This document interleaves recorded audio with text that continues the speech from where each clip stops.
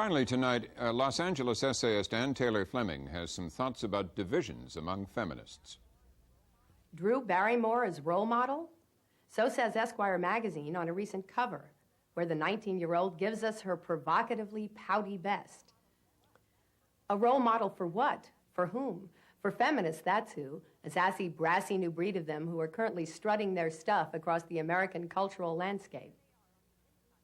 Here they are on the inside of the Esquire, the babes of feminism, as New York Times columnist Anna Quinlan referred to them. Here's best-selling author Naomi Wolf with her signature dresses talking about love of the male body amid a bevy of other young women making a four-letter show of their sadomasochistic sexual fantasies. What a man, what a man, what a man, what a mighty good man. He's a mighty, mighty good man. This, they are saying, in a refrain being echoed in any number of girl group songs, is true liberation. Women able to be unrestrained sexual partners. Forget your prudery, sisters. This is where it's at. And what do we older and tamer midlife feminists think of these hard-talking, heavy-breathing younger women? On some level, we're amused. At least I am. The torch passes. The pendulum swings. Victim feminism is out, and so-called power feminism is in.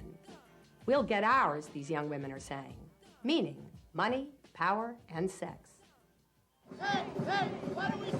Hey, party, hey, hey. But on another level, we're deeply offended. Is this what it was all about? All the protests and struggles, the legal battles and personal battles, so that young women like these can sneer at the idea of sisterhood while turning themselves back into sexually aggressive centerfolds? What I'm really reminded of in all of this is that I, for one, am simply getting older. But I'm also reminded that there are fault lines in feminism, or dividing lines, and always have been. This current dividing line is more or less a generational one. But the truth is, feminists never were the monolithic, man-hating, bra-burning crew the media sometimes portrayed them as. All along, there have been tensions about sex, about men, how conciliatory to be towards them or not, about vanity. Even 20-odd years ago, in the high heyday of feminist anger and assertive androgyny, a lot of women I knew were still wearing bras and shaving their legs. For all her outspokenness, Gloria Steinem definitely had a slim, chic, never a hair out of place look, while Germaine Greer took the role of the movement's femme fatale, all cleavage and mascara. In recent years, of course, it's the pornography issue that's been the feminist flashpoint.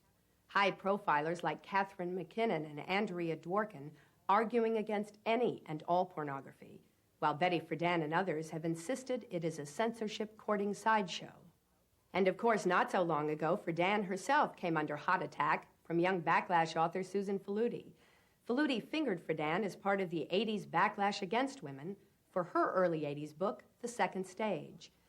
In it, Friedan had argued that it was time to admit that women did want husbands and families after all, to which Faludi sharply responded, castigating the mother of American feminism as a sellout. Harsh words across another feminist divide.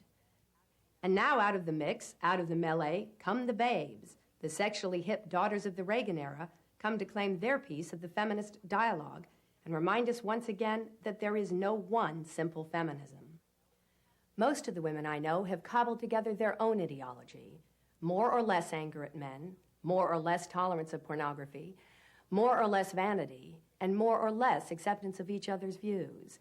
And in this ongoing personal and political wrestle, the babes won't have the last word, and neither will I.